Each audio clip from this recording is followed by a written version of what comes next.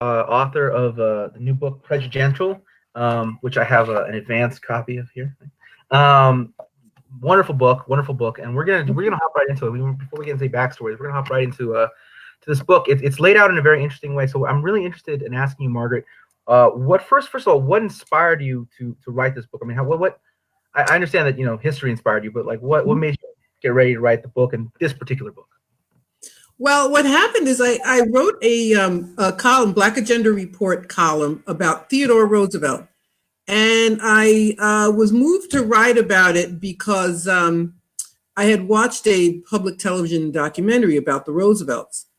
And knowing, having some knowledge of Theodore Roosevelt, I could tell it was a cover up. I mean, he was a horrible man, an imperialist, an open white supremacist. And all they talked about was he went to Harvard, he rode his horse a lot, San Juan Hill, whatever. He was a trust buster, and not that he snatched Panama from Colombia, but at any rate, so I wrote a column in Black Agenda Report about it, and a friend and supporter of Black Agenda Report said to me, "Why don't you write a book about all the presidents?" And he said he was impressed with the way I'd taken on the subject of Theodore Roosevelt, and so I thought about it, and then dived right in and said yes to this. I realized it would be interesting to me and very informative to really lay out the history of this country through the story of the presidents and their relationship with and treatment of Black people. Yeah. So you're joining us from New York City, is that correct? Mm-hmm. So in New York, there is the museum. I think I'm not sure if it's a Museum of National History. You'll correct me if I'm wrong, but there's a statue Mm-hmm. of Theodore Roosevelt Mm-hmm. on a horse, and at one side is an African who's been enslaved. On the other side, it's a Native American. I mean, it's pretty grotesque. Yes, it is. And there has been protests about it, and I guess the people who give them a lot of money don't want it to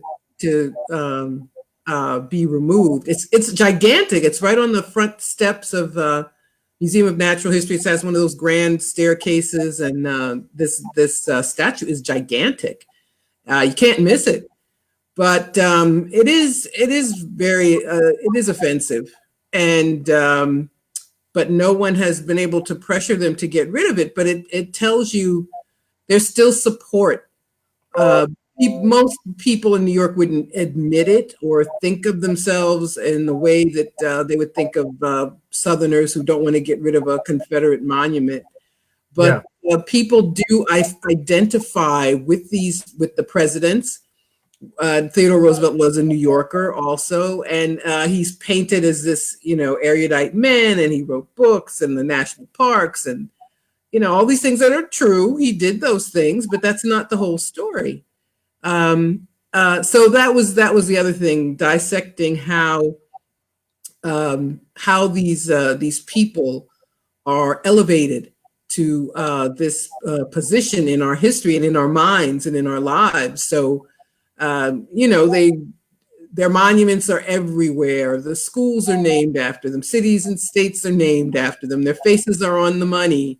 Mount Rushmore. It's just this iconography, if you can call it that, is just everywhere and ever present. And unless you really delve into the history, you can succumb. You can succumb to that that pressure. To not even see it as pressure, realize you're being pressured and propagandized into supporting the memory of these people who did really terrible things. Yeah, I remember one time I was actually doing a poetry reading in Colorado, and they had me staying at the Theodore Roosevelt house where he had stayed, hundreds of years ago. And like they had pictures of him everywhere, and they even had like a portrait of him staring down at you in your bed. So he's like that, and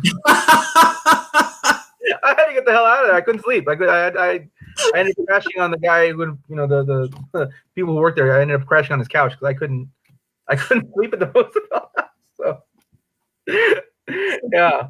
So Theodore Roosevelt, all these years later, inspiring fight or flight. In my case, flight. In your case, fight. Good So for you. You were aware and conscious. So it's a funny story, though. I had to get that out of there. So I'm really interested in the layout of this book. Can you tell our readers how this book is actually laid out?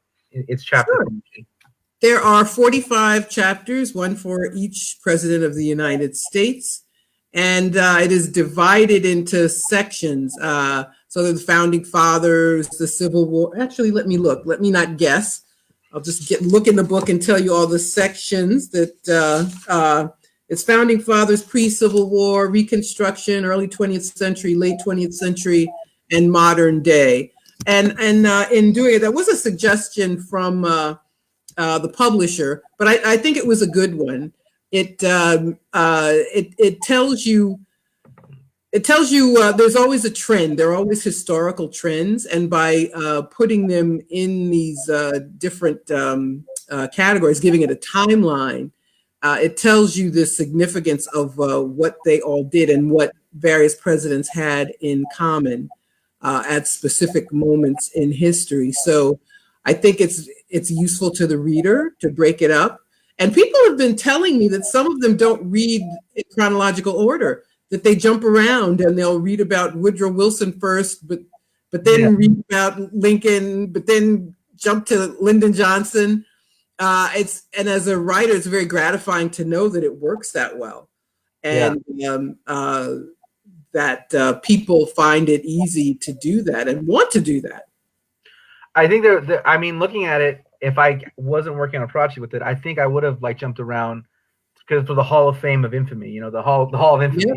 Yeah, because I mean, who wants to read about Rutherford B. Hayes? I mean, it's kind of and that's what I'm really interested in, the research that you would do for I don't know how to describe them. These flyover presidents, these presidents that we don't talk about. Chester A. Arthur. Exactly. Was that difficult? It's funny because even the more obscure presidents did something significant. Rutherford Hayes, one-term president, but he was known as Rutherford Hayes. He was the first president to lose the popular vote, but then win the Electoral College vote. And this was in 1876 during Reconstruction and the effort to destroy Reconstruction and destroy the little bit of political power that Black people had gained. So the votes in some southern states were invalidated. They said there were Black people voting who weren't eligible to vote. He cut a deal, even though he was a Republican, and the Republicans, lest we forget, it was the party of Lincoln. So at that point, the Republicans were supposed to be the party that would defend the rights of Black people.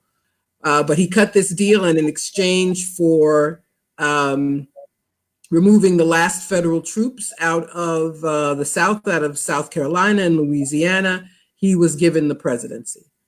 So that's what he's known for. He's known for the scandalous way in which he claimed the office. And there are presidents, one who sticks in my mind, William Henry Harrison, who died a month after his inauguration. It's a funny story to me. He gave a very long speech during his inauguration on a rainy day, too long a speech on a rainy day. He died of pneumonia a month later.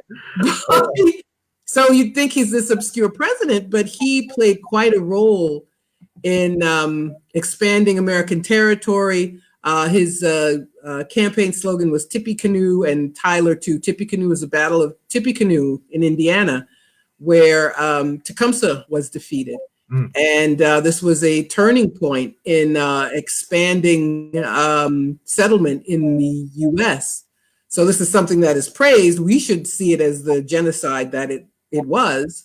And I hope one of the things people get out of it is that they are comfortable with critique of American history and see these men in the light they should see them and be willing to judge them and judge them harshly for the terrible crimes that they committed in this country. I didn't deal with foreign policy, but many of them for their crimes around the world also. Right. So you don't have to, in fact, you shouldn't respect them. we should judge them as harshly as we would anybody else. And, Americans love to, ask if the Germans have repented of the Holocaust enough, or have the Japanese told the truth about sex slavery during World War II. Well, what about this country? What's your judgment? Where's your condemnation for this place? And I want to challenge people to feel comfortable to do that and feel comfortable to be truthful, because truthfulness is discouraged here. Yeah. So one of the great sacred cows of the U.S. politics would be Abraham Lincoln, as this great liberator, this man who acted out of great courage and conviction to do these wonderful things. But according to our book here, this is not necessarily the way he should be remembered. It's not accurate.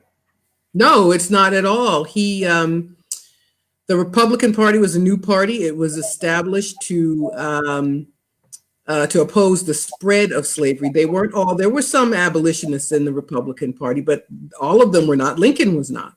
And he famously said he wanted to save the Union and would save it by keeping slavery or by getting rid of it. And then he was hypocritical. He was inconsistent. Then sometimes he would say things like, if slavery isn't wrong, nothing is wrong. So he gets credit for saying things like that. But the reality is he was not fighting a war against slavery. He was hoping to convince the South not to secede. And when they did, he would do things like, for example, as soon as the war began, enslaved people would escape to Union lines.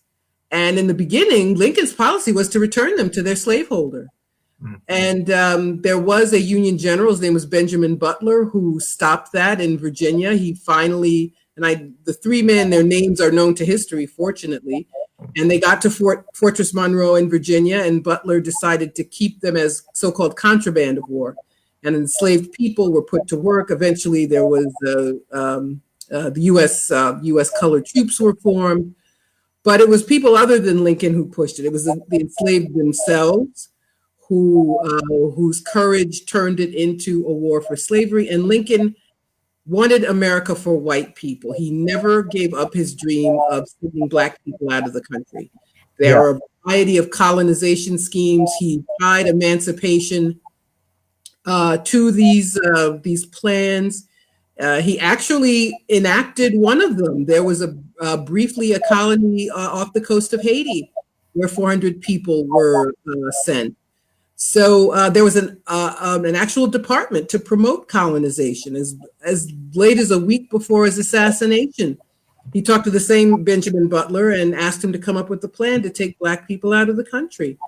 So that is also Lincoln. Yeah. And it's a funny thing, having done this research, I didn't have access to any secret archive. It's the information is there for anybody who wants to present it. But a lot of these historians are complicit in omitting information, which is a lie. And omission is a lie just as much as a misstatement of fact is a lie. Yeah. In the case of Lincoln, it was a really surprise to me, not just Lincoln, but in a few other figures. It's kind of one of these great counterfactuals because it simply didn't happen. So therefore, it didn't happen in history. So we don't write about it in history. But the presence of the colonization scheme, the recolonization scheme, it was definitely something that was really heavily considered by multiple administrations. Yep. As a possible outcome of like, well, what are we gonna do about this conflict between Northern industry and the Southern slave power? But this question of recolonization, because it didn't happen, it's not this thing that we talk about a lot. But can you tell our audience a little bit about just how deep and shared this idea of sending Africans out of the country should slavery end? Sure. There was an American Colonization Society, which was founded in the 1830s. There were plans to and talk of sending Black people away very early in the nation's history in the 1700s. There were presidents like John Adams, for example. He was the second president, one of the few who was not a slaveholder in those early days. from Massachusetts, but he hated the idea of a free Black population. And he always advocated for sending Black people out of the country.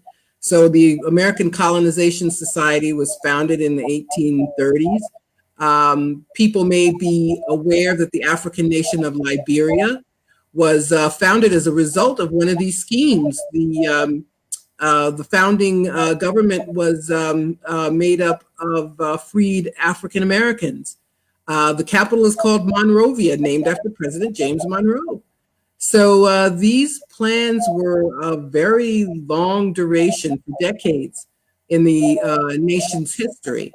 So, but it's important to know that too, that they were so determined to have a white nation that they knew they couldn't have that completely as long as there were any Black people in the country. Yeah. Starting a little earlier, though, I'm at the very beginning, towards the beginning of the book and beginning of the concept of the United States, or the United States being the United States. In my lifetime, I've seen the figure of Christopher Columbus kind of lose favor and be seen in a more accurate light. By the time I was like 10, or as a child, I knew it was taught that Cortez was a bad guy, and that wasn't true in my mother's lifetime. In my own adulthood, I've seen the founding fathers, along with Andrew Jackson, start to kind of like some of the gleam to wash off their name. Do you think there's a trend to be a little more honest about, not Lincoln and certainly not more recent presidents, but a trend to be more honest about the founding fathers and the so-called founding fathers and their role in slavery? There is, but I think we have to remember this doesn't just happen by osmosis. People demand it, and people demand that history be decolonized and demand that the truth be told. And there's a lot of pushback too. A few years ago, they were going to update the curriculum for the advanced placement test, American history test in high schools, and there was an uproar that they were actually going to just be honest and talk about some of the things that we mentioned. And the Educational Testing Service caved in and had this whitewashed, pun intended, agreed to do this whitewash of history. And one of the things I wrote about was a few years ago when there was, shortly after Trump was elected, and I'm going to call it a riot in Charlottesville, Virginia, on the part of Confederate sympathizer, white supremacists, just call them that. And the New York Times had an article, and Trump said, well, what are you going to do? Are you going to, Jefferson and Washington owned slaves. Are you going to take down their monuments? And the New York Times took a poll of their readers, and only 4% of them wanted to take down their monuments. So it's very powerful. The propaganda, and also there's a logic to it. If you talk truthfully about the past, you have to talk truthfully about the present. And if you acknowledge that racism, that anti-Black racism especially, plays such a huge part in U.S. history, then you have to talk about the present, and you have to talk about why Black people are in the position they're in. You have to talk about, if you're a white person, what would you do to stop it? And if once you know, you can't unknow it. So you could ignore it, or you could wish it away, or you can make excuses. You could say, what is it people usually say? He was a person of his time. Well, at that time, that's what everybody did, and we can't judge him by today's standards. And I think that's another reason that we have to talk about the fact that this history is concealed so often. It makes for inconvenient truth about our lives today. Yeah. I mean, today's standards are Donald Trump, so I mean, I don't know what they're talking about. But I want to ask a little bit about this. The kind of I think you referred to it as the stunning hypocrisy, or there was an adjective in front of the word hypocrisy when discussing Thomas Jefferson, and I think most of our audience, or much of our audience, would agree that is true. But can you speak a little bit to just how deeply hypocritical not only Thomas Jefferson was as an individual, but our memory of Thomas Jefferson truly is? Sure, it's if you have a nickel in your pocket you have a picture. He's on the nickel or is he on the dime? I don't know. But at any rate, how many Jefferson universities and Jefferson schools and Declaration of Independence and 4th of July, how much of what we're taught is meant to be an homage to this man who owned he was a very large slaveholder, owned 200 people, had sex with at least one of them, a minor teenage girl, never freed even those they had, I believe, 5 kids together and didn't free them. He would always claim that he wanted to end slavery, but he couldn't. He'd have money troubles, or it was a wolf by the ears. You dare not let it go. All kinds of nonsense. Yeah. And just to mention one thing about him, there was a man, his name was Kosciuszko. He was Polish. He fought in the Revolutionary War. And he was originally a slaveholder as well, but he grew doubtful. And he would talk to Jefferson about it. And Jefferson would tell him, well, if I can't afford to feed people, I'd be in debt. And so Kosciuszko left him money in his will to free his enslaved people. And to make a long story short, Kosciuszko died. Jefferson got his money, but he never freed anybody. So that's the kind of person we're dealing with. And and I don't care that he spoke French and he was an architect and he founded UVA and blah, blah, blah. I don't care. He was a genocidaire. The Lewis and Clark expedition, which he sponsored, was meant to begin plotting to take over the entire continent and to steal what hadn't been stolen yet from indigenous people. So we have to stop feeling the need to defend these people and to defend the country. I think a lot of people are they want to feel positive about their country, but and so they want to have heroes and they want to admire people. And one of my responses is we need to admire different people. If you want to have a hero in the 1800s, your hero, if you want a white guy hero, it should be John Brown. If if you want a hero from Jefferson's era, it should be Kosciuszko or other people who chose to free enslaved people. So that's my response. My response is if we had a better idea of American history, we would have respect for people who deserved it. Right. And not for these people who have just been held up to us and to get us to have amnesia about how this country has really been run. Yeah. Right here we have some questions. And we'll take these questions here, and then we'll move on to a different section of American history. So here, a question is, who are some of the historical figures? So let's say take figures of that period of time who spoke out against these wrongdoings. So you mentioned John Brown. Mm-hmm. And, can you tell our audience who? It's a wide variety of people watching now, so maybe not. Yeah. So. Talk about John Brown. John Brown, or just various people who we should admire as opposed to people we do admire. Sure. Well, I will talk a little bit about John Brown. When I was in school, we were taught about the causes of the Civil War. I was told about John Brown's raid on Harper's Ferry.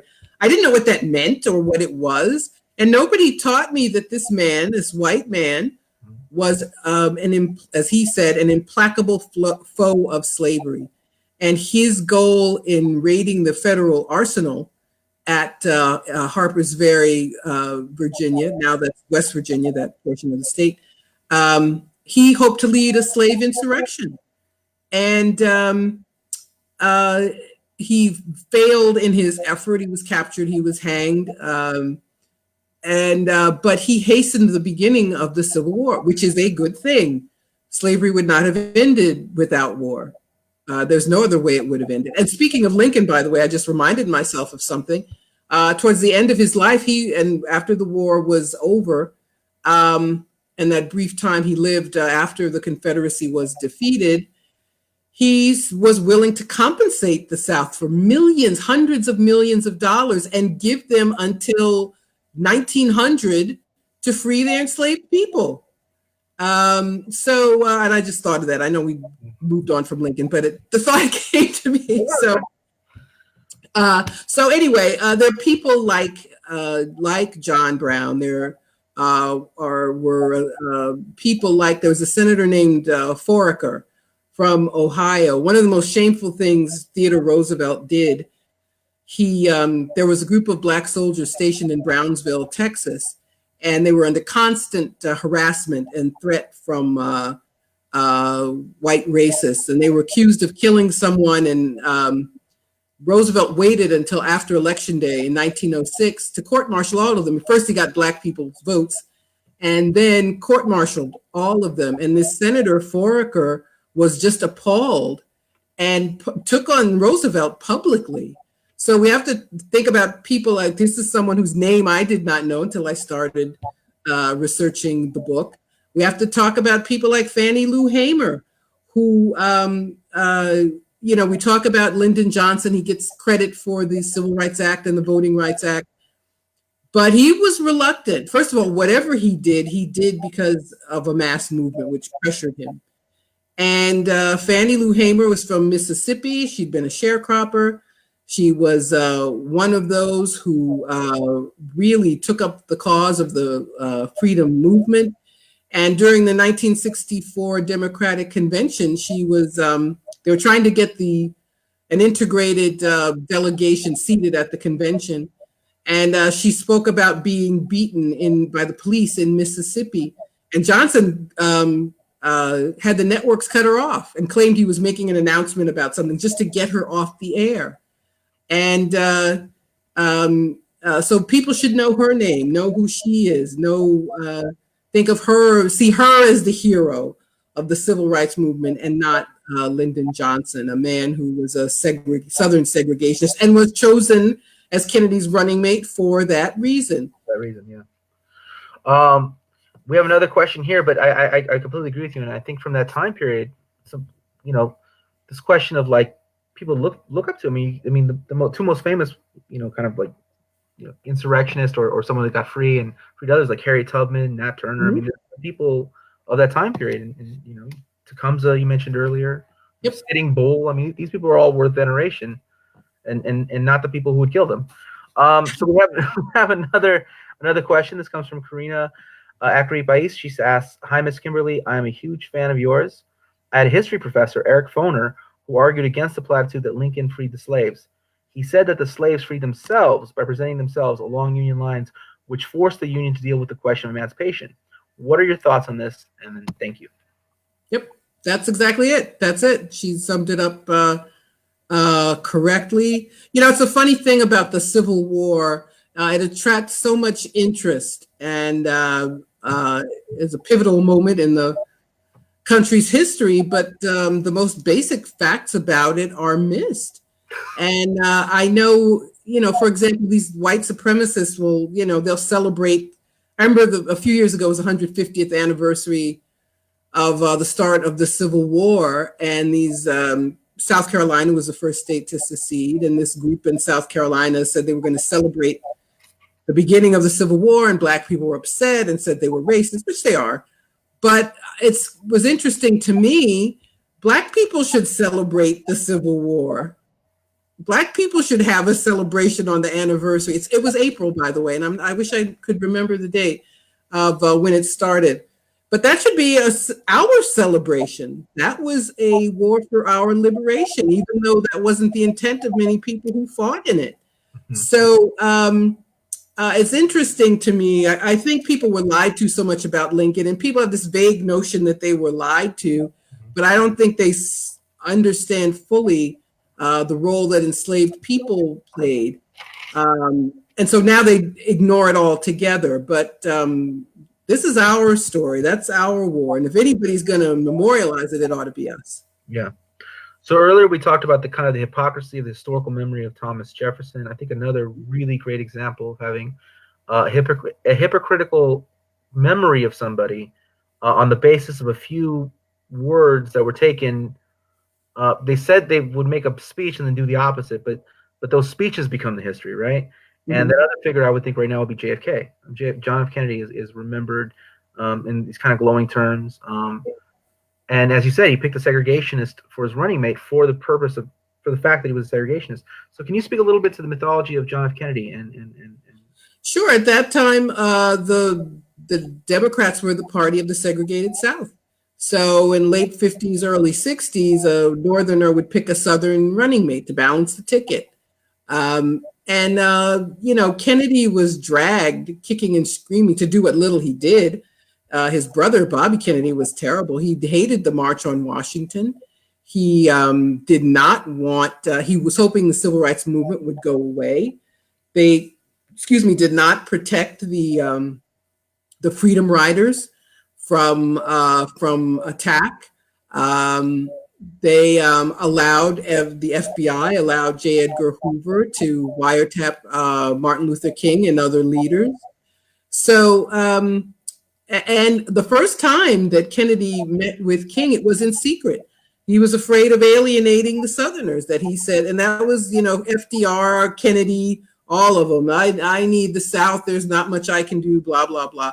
So his first meeting with King was in secret, and it was not made public at all.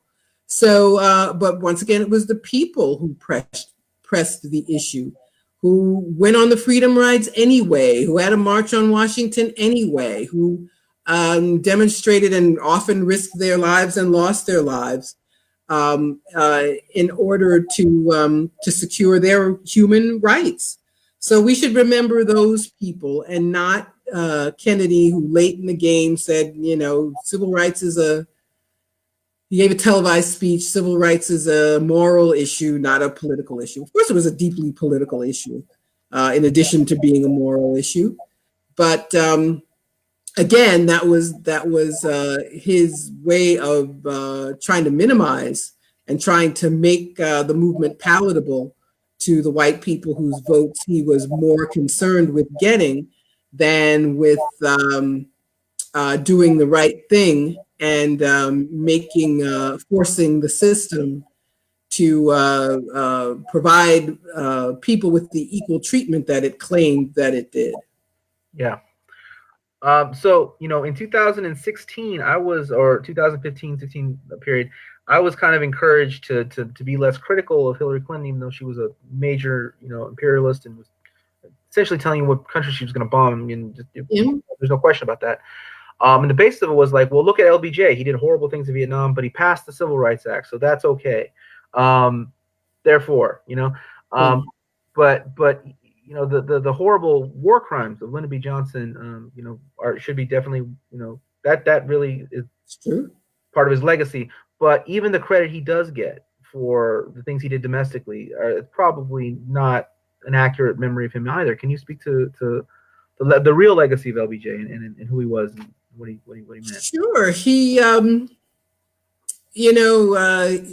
it's a funny thing. The last year of his life, a year to the day before he was assassinated, Martin Luther King publicly broke with LBJ over the issue of the Vietnam War and condemned the war.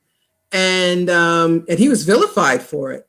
The liberal newspapers, the New York Times and the Washington Post criticized him. Some people in his movement criticized him. They said, Johnson's our friend. You don't want to piss him off. And but he knew, he was very clear on the fact that we could not accept supposed justice at home and have a country waging this terrible war of aggression in Vietnam at the same time.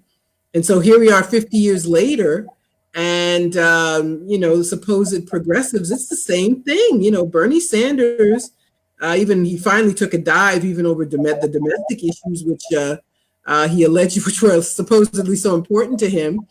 But he's an imperialist. He doesn't criticize U.S. Foreign policy. AOC, the same thing. U.S. sanctions are killing thousands of people. A third of the people on the planet are under some kind of U.S. sanctions, which means their governments can't carry out any financial transactions. So Venezuela can't buy medicine for its people, and Iran can't buy cancer drugs for its people, and they can't buy food. So people in these countries and other places are being killed by the United States. And this seems to me, be something very easy to condemn from Trump administration policy, but it's a continuation of Obama policy. It's a continuation of other Democrats too. And when it comes to foreign policy in particular, there really isn't much difference between Democrats and Republicans. The War Party is bipartisan.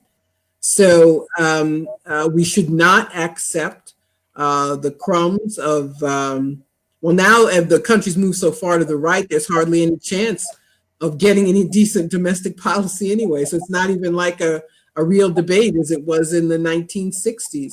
So I think we have to, if we want liberation, we have to want liberation for everybody. If we want justice and democracy, we have to want it for everybody, people in this country and people around the world. And we can't even have a just country when the United States has military facilities in more than 100 countries, some 800 facilities, bases, and other kinds of facilities all over the world. And those, you can't have that and have democracy. You can't have a military budget that eats up 60% of the federal budget and then have democracy. You know, right now during this COVID-19 pandemic and the response to it, which is, in case you weren't paying attention, which tells us how terrible our country is and meeting people's needs. There are people who've been thrown out of work by these shutdowns, and they can't even apply for their unemployment because the states have these antiquated computer systems. COBOL, I'd forgotten that existed, a 50-year-old computer program. And right here in New York State and in other places, people literally cannot get this unemployment benefits they need. That's because all the money goes for war. Yeah. And we've, over time, we've had it started in with the vengeance with Reagan. And since then, it has continued, this austerity, this taking of the public funds away from the public, giving it to rich people, giving it to the military-industrial complex. So I'm not a Democrat anymore. I officially joined the Green Party several years ago. And that's one of the reasons I did. I cannot vote for the war makers anymore. I cannot do it. And I'm not going to. Yeah. So another president I wanted to touch on before we get into more of the modern day, and for those joining us who might wonder why it is focused on these presidents that seem more progressive, is we don't really need this hour to convince you that Donald Trump or Ronald Reagan were racist. That's not. What be the point? So I would like to talk to you now a little bit about Dwight D. Eisenhower. Dwight, I like Ike. He is seen as somebody who. One of his legacies is having brought in the National Guard to end segregation in certain areas, and Brown versus Board. He was president on that. But again, with Dwight D. Eisenhower, there really is a misreading of his actual legacy. Because you speak a little bit to Eisenhower. Sure, Eisenhower, his predecessor Harry Truman desegregated the military. Eisenhower didn't want that; he was opposed to it. He was a segregationist. The Brown v. Board of Education Supreme Court decision took place during his presidency. He and his team hated it.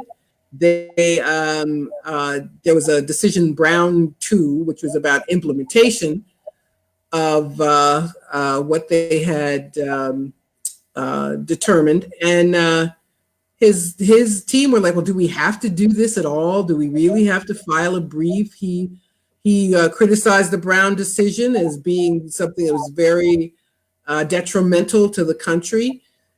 Chief Justice Warren of California said that Eisenhower told him in a private conversation that white Southerners aren't bad people. They just don't want their little girls sitting next to big overgrown Negroes. And he said segregation would be okay if you had like a barrier between Black and white students. So yeah, he did send the National Guard into Central High School in Little Rock, Arkansas.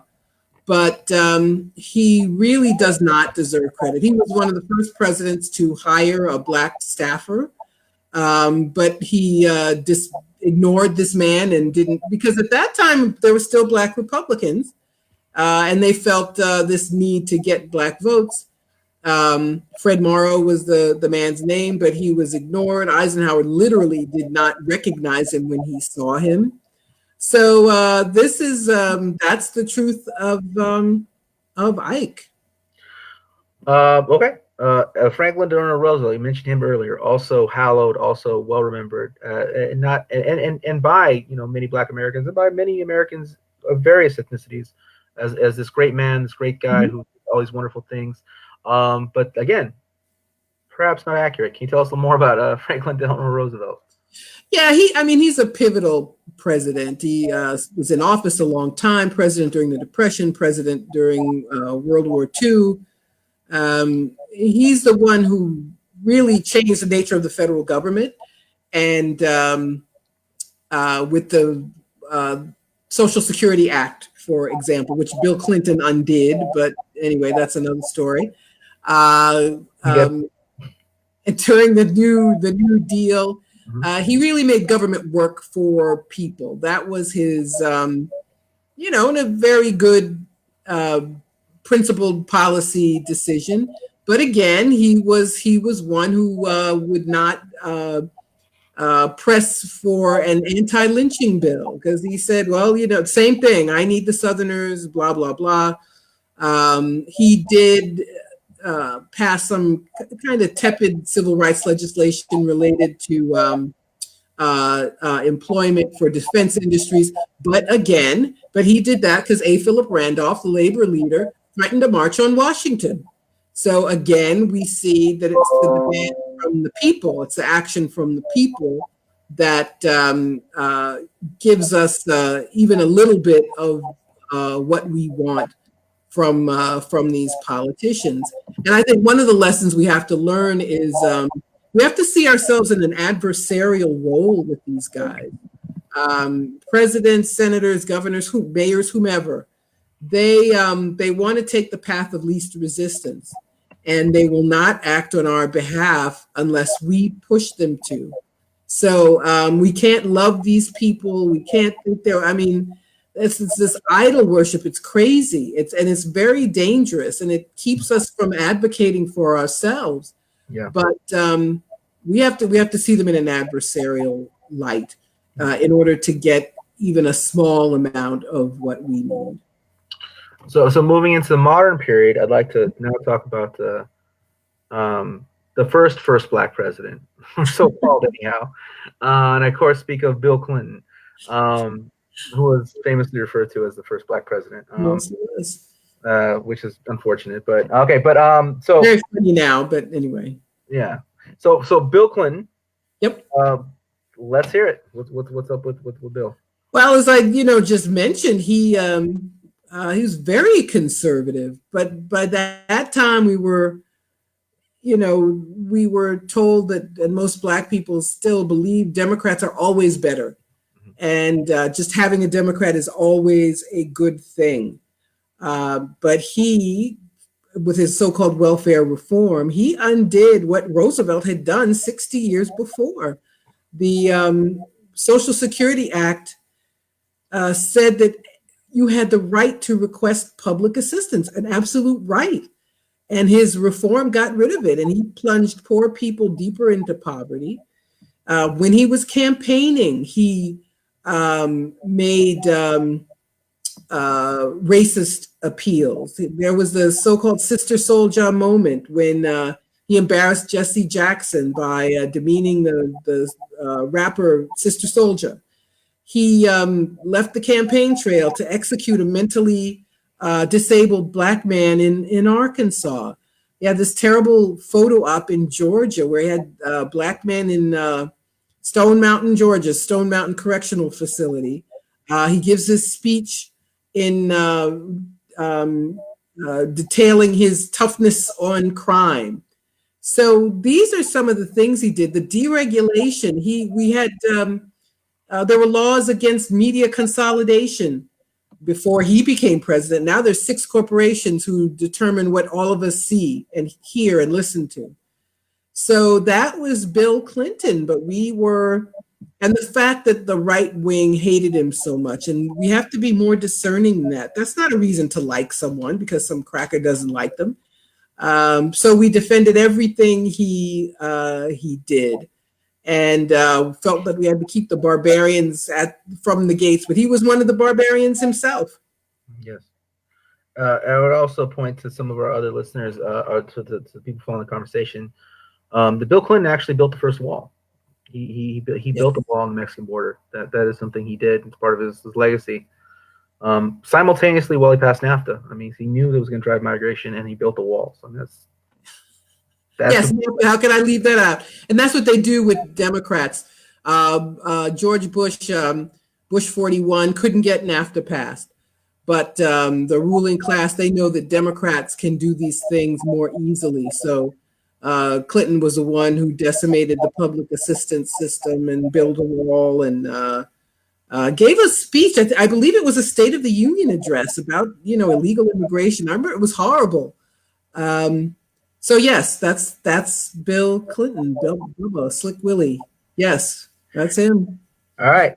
So now another another charismatic politician who is beloved in many communities, but probably if we're honest, probably shouldn't be Barack Obama.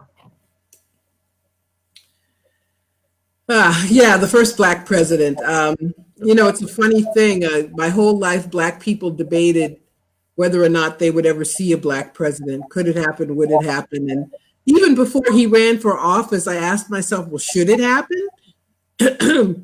Knowing what presidents do and the interests they represent in order to get in office and stay in office, I asked myself, would it be a good thing to have a Black person do these same horrible things? But apparently I was the only one asking the question, because when Obama ran and he won the Iowa caucuses and proved that white people would vote for him, Black people, any doubts they had were gone. Also, because a lot of the attacks on him were racist, people felt the need to defend him from the Mitch McConnells and what was the orange-faced man? What was his name? He was always crying, the congressman. Bonner. Yes, Bonner. Yeah. And thank you. Yeah. So, of course, there was this urge to defend him, the need to see a Black face in a high place. And I get that, and I feel it too. So, but it's one thing to want a Black person to win the Oscar or get the gold medal at the Olympics or whatever. I understand that, but we're talking about the presidency and someone with power over our lives and lives of millions of people around the world. So we got this man who openly, I don't know if you remember him, always praising Ronald Reagan, who also signed on to all this austerity and budget cutting. We're told that Obamacare was something radical. It was actually a plan. It's what Nixon proposed back in the 70s. It was a heritage foundation project. And it was not this boon to, except for the Medicaid expansion, it was not this boon to ordinary people. It enshrined that the health insurance system would remain in private hands. And as far as Black people were concerned, he also made racist appeals, talking about Cousin Pookie, making Cousin Pookie and Ray Ray get off the couch and vote, and the scolding of Black men, and telling Black people to stop complaining, and all of it. It was talking over our heads to white people and making those racist appeals. And one of the things I hope people get out of the book is that Trump's not the first one. He's just the first in this era to dispense with any of the niceties, any attempt to cover up his racism. Yeah. But that is a fixture, a permanent anti-Black racism is foundational to this country. And I hope that's something that people understand after they read the book. Yeah. I mean, and of course, the people reading the book should know that, just because we talk about these figures that are beloved, they're supposedly liberal and progressive, you do go over, the right-wing reactionary shenanigans of Ronald Reagan, and Sure, he was terrible. Yeah. But so were others. so were others. And Trump, obviously, in this current moment. That's one terrible guy. Yeah. So we have a question here, and I think this was referring to Bill Clinton. Miss Kimberly, do you recall how I think Bill would repeatedly kick out BLM, Black Lives Matter, from Hillary Clinton campaign events? Well, Hillary Clinton kicked them out of her. I remember in the 2016 campaign, and the movement for Black Lives was very active and present. We don't hear much from them now. Unfortunately, the leadership were very much tied to the Democratic Party. But someone approached her at a campaign event, and she, being the bad politician that she was, she got mad and says, well, why didn't you run for president yourself, or something stupid that most politicians have better sense than to say. Yeah. Bernie Sanders had another such incident, but being a little savvier, he looked annoyed, but he gave these young ladies the microphone and let them speak. Obama, we started hearing about and talking about and realizing the prevalence of police murder of Black people. And lest we forget, he had the power to prosecute. The federal government could prosecute every killer cop in the country if they wanted to. But he didn't do it because he didn't believe in it. They had a town hall for, victims of police violence. And it was horrible. It was absolutely horrible. Whenever he talked about police violence, he'd warn against riots and violence, which nobody was talking about. Yeah. But, George W. Bush prosecuted the cops who got away, who were acquitted in the Rodney King beating. He's the one who started the federal prosecution. They ended up going to jail. Obama never did that. So, that is what we got with him. We just, it's really dangerous, this desire to defend Black people, because, and I started seeing it, I say in the book that Colin Powell and Condoleezza Rice were like the preparation for Obama. And Black people were always the most likely to criticize U.S. foreign policy, the least likely to support wars and invasion. But with Colin Powell, it was, well, he has to do it. Well, he couldn't have that job if he didn't do it. Not, is it worthwhile to have a Black person in that job? So I think he was, in a way, a predecessor of Obama in the minds of Black people. So people were prepared to see white people and Black, everybody. Every group was prepared to see a Black person in a high position that had been reserved for white people, these terrible positions where they do terrible things, and got away with it all. Everything. Obama did so many terrible things. He and Hillary Clinton, the destruction of Libya, the attempt to do the same thing to Syria, the drone attacks, the coup against Ukraine, all of these things were awful. But they get a pass because they have a D behind their name and not an R. Yeah. I hope our viewers and listeners have learned something from this conversation. I personally have learned something, because I thought Joe Biden was the first Democratic candidate to go tell people to vote for someone else. And so I learned here today that Hillary Clinton beat him to it. So that's news to me. That's I will remember that now. So this is a fantastic book. Everyone should go out and get it. Hold it up to my head.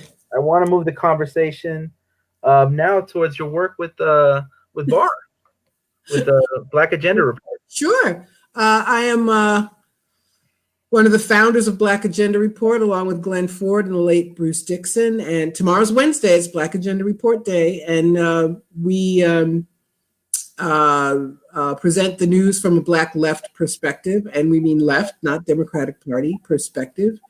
And we are the only Black left website that presents original material from ourselves and other people, myself and Glenn and Ajamu Baraka, Danny Haifong, Ann Garrison, our regular Raymond Turner, our poet, our regular Barr contributors. We have interviews. We have a great book forum. So it's a great source of information.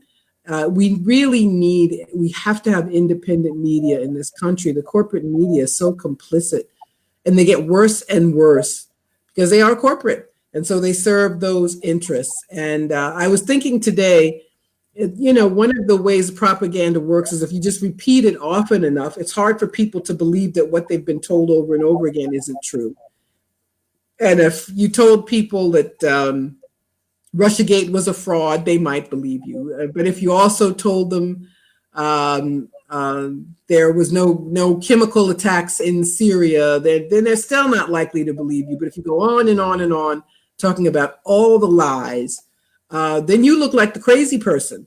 So it's hard for people to believe that so much of the news they consume is just wrong and intentionally wrong.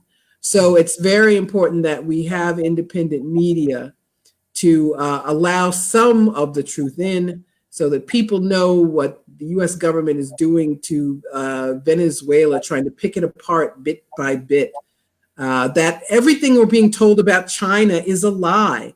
Chinese government told the world in December that this new disease had emerged. They told the World Health Organization. They found the genome and shared it with the world. I could go on and on. Everything you're told about China is a lie. So, but we will tell you that. That's one of the things I write about in the issue coming out tomorrow, blackagendareport.com. And we started in 2006. And because of Black Agenda Report, I'm now a published author. It's been a great experience. So before Black Agenda Report, Glenn used to write for Black News Commentator? Or? Black Commentator, yes, I did as well, yeah. And we just, for various reasons, decided to move on and do our own thing. Yeah. That's where I first started. So like for 2 years, I wrote for Black Commentator before Black Agenda Report. And so you can still find some of our articles there. They do a good job of archiving, so I'm appreciative of that. We must support independent media. So as a black commentator though, which later grew into Black, or which people left and became Black Agenda Report, I kind of remember those would come out, and this was a time when the internet was people were sharing articles more and more on the internet. And there were sites there was these left sites and ZNet. Mm-hmm. It was the kind of that ZNet era of left information, but it was way before social media. So I remember waiting every Wednesday for a Black Agenda Report, and there would be like 3 articles that would come out, right? It would be you, Bruce, and Glenn, and then maybe something else, but there was always going to be 3 new articles. And I remember, when's Wednesday coming? When's Wednesday coming? Because I remember like. Well, thank you so much, and it's important because sometimes when you have a left point of view, you're always told that you're marginalized and nobody believes you, nobody listens to you, and it's always good to get we all need affirmation. We're all human. We all need that affirmation. So yeah, thank you very much. But it's Black Commentator, by the way, they still publish. It's just a different group of people, slightly different viewpoint. But Black Agenda Report, we're very proud of what we have accomplished. And so tomorrow's Wednesday. So tomorrow's article day. And donate. We have a donate button. Don't forget. Okay. And make sure you donate. So before Black Commentator, before Black Agenda Report, before you got involved in the world of writing, how did you get in the world of writing? How did you get in the world of being, a columnist? How did that happen? What was your road to that? It was about that time that blogging started, and it seemed like everybody had a blog, and I was like, well, I should do this too. I mean, I sort of got caught up in it, and I wrote a letter to the editor of the Black Commentator days about Condoleezza Rice, and Glenn printed it. And I sent him an email, and I said, I'd like to keep doing this. I can't believe I did that. And so I talked to him and Peter, and anyway, I said, I want to write something every week. And Glenn said, well, that's hard to do, write every week. And it is. I said, I can do it. Sometimes it's a funny thing. Sometimes it's good to be a little impulsive and say you're going to do something, because very often good things come from it. So that is how it started. I wasn't always good, but people ask me how to get started as a writer, and I tell them start writing.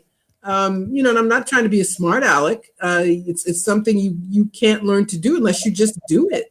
And blogging, social media has given everybody the opportunity to put their words down. Take a chance and ask someone, can I write a letter this week? Can I write a piece of commentary this week? Practice, kid, practice, like the old joke tells us. Yeah, it gets kind of having to write every single week for years was really good preparation for writing this book. But I didn't just write, I also became involved politically, and I was speaking and I was on panels, and that's how I found the publisher, actually. I was on a panel with Mark Crispin Miller. I don't think he'd mind me telling his name. And I was like, and I asked him, I said, can you suggest any publishers who I was telling him about the book? And he made some suggestions to me, and turned out Steerforth Press were interested in what I had to do. The timing was good. They were starting a new imprint, Truth to Power Press. And that happened. And I do urge people to find a publisher. You can self-publish. There's some good books that are self-published, but it's seen as less valid somehow. And I don't think that's always fair. But I urge people to try to find and there are all kinds of presses. There are big ones, there's little ones, and you should be able to, if you're good enough, meaning if you put in the work, you should be able to find one that meets your needs. Yeah, and you didn't just jump into being published. You built a reputation over a decade. Yeah, over years. Yeah, by being consistent, producing an article every week, so that the organization that you are a founder of and your name is tied to Black Agenda Report, it has a name, but you also have a name in association with its growth. What advice do you have for people who are attempting to do something similar, to do something likewise, to get their analysis out there, get their counter analysis out there that is really but they can get themselves in a position that one day they too can have something like this. And I would say to be consistent. If you don't have a platform, if you don't have a Black Agenda Report in your life, find and work your platform. You can do it with social media, you can do it with Patreon, you can find someone else who can publish your stuff even occasionally. But it's consistency. Writing is hard. It's not easy to do. And it requires a lot of hard work. I always tell people when they're finally published, I always say your hard work paid off. Because I think now there's this ethos of, just being positive and, manifesting something. And no, when you write a book, you have to write it. It takes a lot of hours, and editing is a brutal thing when you see somebody else judging your work. And but the end result is so rewarding to see your name in print at last. It really is. It's a very big deal, and it's a very exciting thing to do. But it comes from spend a lot of time alone. If you write, you can't write when you're interacting with other people. It requires solitude, which can be difficult. But it is what it is. And there's so much going on in the world. There's so much to talk about. There's some history to uncover and insights that we don't get. And when you look at the corporate media and you see what they allow to get through, there's so much that needs to be covered. And everybody has a point of view that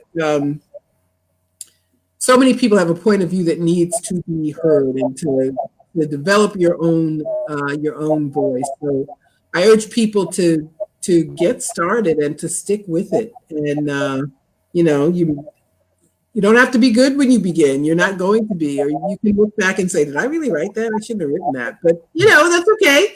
That's going to happen too. Yeah. But it'll happen less often the more you do it. And people need our voices. Our voices are, even the, Black people who have a blue check on their name on Twitter, most of them have it because they're parroting the establishment viewpoint. And we need people who do not. And there are people looking for it, people who really want to hear. It may even be just a vague notion that they're not getting the full story about what's going on in the world. But your hard work is going to be appreciated by someone else if you just stick with it. Yeah. The other thing I want to say is like, for me personally, I spent a lot of my life feeling I had a lot in me and nowhere to get it out there, and it was very painful just for me to live a certain life and not have this outlet. But the minute I really tried to get anything out there, in my own case it's different. I won some slams and stuff like that, but like it changed the way I felt about myself to get my opinions and thoughts out in the public. I mean, I know from conversations we've had, you had a similar kind of experience, and can you talk to the audience about how you need to get yourself out there, and it will change it'll not change just how you see yourself, but how you move through the world and how you see yourself. Sure, it's very powerful. It's self-empowerment when you put yourself out there, when you say yes to something you're nervous to. I remember the first time I spoke in public and I was asked to be on a panel. And I look back, I was like, I was terrible. I mean, I didn't know what I was doing, but I realized I liked it. And I realized there was something I wanted to do again. And the first time somebody wanted to interview me on the radio in WBAI in New York, I was terrified. I called a friend to, talk me through it. And so you're going to be nervous when you start something new. There's no way around that, but that's not supposed to stop you. And when you are recognized, and then yes, there's the, desire for affirmation and attention, but when people appreciate what you've done and tell you that they appreciate you, it's something kind of magical for us as individuals. But for what we're trying to achieve in the world, what we're trying to achieve politically, there are people who are looking for us, and we're looking for other people too.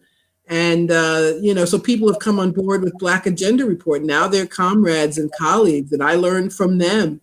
In general, I would say, try to say yes. Try, if somebody says you want to be on a panel and you're not sure, if you encourage yourself and encourage other people.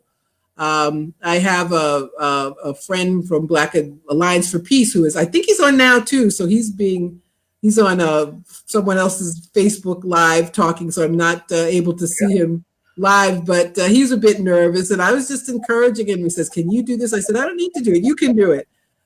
So it's important to be encouraged and to encourage other people. And we have to get over this idea of, this individualism, which is so crazy.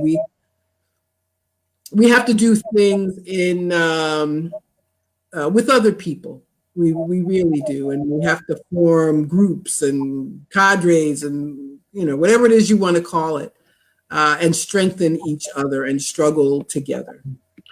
Well, I would just tell you that the team and the organization that you are part of, that you, Glenn, and Bruce formed, really the kind of the gold standard for a lot of us of the way things would be. I mean, I recently interviewed another poet, Tonga Martin, and we were kind of going back and forth about things we've done.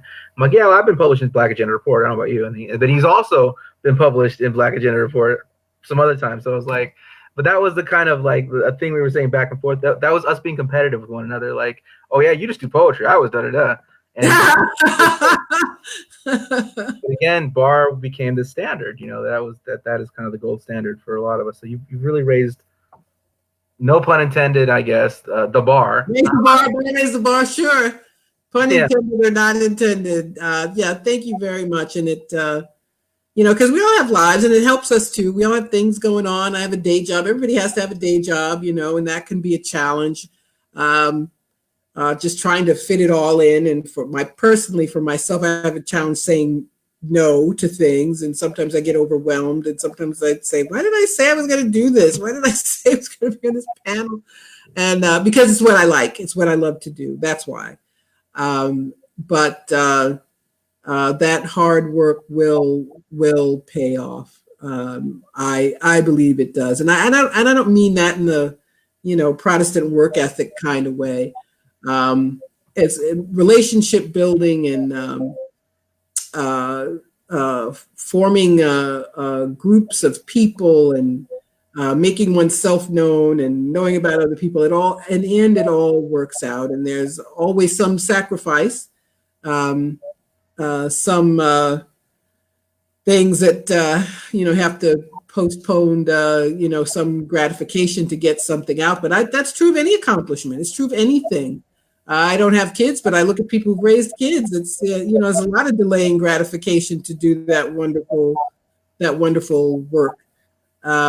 So I think it's something important to keep for everybody to keep in mind as they move through the challenges that everybody has in life and the challenges of living at this moment in history. Yeah. Indeed. And again, another thing, another thing I've started with 4 other people, collective, is Telehagua, which is, again, I used to do the Southwest Political Report, which was obviously clearly ripping you guys off, but then now doing another one. But again, the model of releasing articles, trying to get at least a couple out a week. I haven't been able to get as consistent, but again, that the model was based upon the work that I had observed, you, Glenn, and the late Bruce Dixon start over a decade ago, and so I owe you a deep I owe you and the team a deep amount of gratitude. Thank you so much, and I've learned a lot from the late Bruce Dixon and Glenn and Danny Haifong, and I should stop mentioning people. I'm in danger of leaving somebody out, but and then you see, it's a funny thing. You see people starting to make things happen. You and I met. I think we only met in person once at Left Forum. Was it 2016? I think. I think 15. Okay, but even through social media, you can. It's easy to sneer at social media. So most of what I see on Facebook is trash to me, but not all of it is. And I get some amazing information, and I think when you work, even not necessarily with other people, but you're on the same wavelength, and you have your work and I have my work, and lo and behold, we get books published around the same time. Struggle with life, struggle with everything that people have to deal with. My father passed away a couple of years ago. Having a regular day job, which I know I need, but feel conflicted about because it's not like the most fun thing to do. But getting a book published, having to promote the book, having to learn about that. I knew nothing. I didn't know anything about publishing, nothing at all. Yeah. So that's the other thing. You can't wait till you know something before you can get involved. Sometimes you have to jump in. Yeah. And jump in and be in communication with other people. And don't try to go it alone. So once again, for those just joining us, this is the book, Prejudential. Yep. Margaret Kimberly. It is organized in 45 chapters, speaking about all 45 presidents, and their relationship, their terrible relationship with the African American, the Black community, and why we shouldn't venerate them. Yeah, and you can buy the book from all the bookstores are closed now with the country being shut down, but you can go to Steerforth Press website, steerforthpress.com, and order it if you don't have issues. Many people have issues with Amazon, but if you don't, you can get it from Amazon. When bookstores reopen, you can, if they don't carry it, you can order it. So I urge people to read the book. I think you'll get a lot out of it. And thank you, Matt. Thanks for having me. This is fun. Thank you for coming on. I must say this has been a Dawes Center for the Arts presentation as part of our speaker series. Dawes Center for Arts, a nonprofit in Pomona. We are an arts center, and we are geared towards igniting people's imaginations and getting them really invest in the arts and seeing themselves in the whole light that they deserve to be seen. So thank you again, Margaret. Are there any final words? Anything you want to leave with our audience? Nope. Buy the book. Buy Matt's book. I'm assuming everybody has your book. Yeah. Buy that one. That's right. Yeah, I just got it today. Perfect timing. Thank you so much. I look forward to reading the book, and stay strong. I was lucky enough to get blurb from Cornell West. He always says, "Stay strong," and I will just repeat those words to everybody else. So that book's about why Walt Whitman should be venerated. So it's right up your alley. Okay. All right. Thank you again, Margaret. It's been. Thank you. Bye-bye.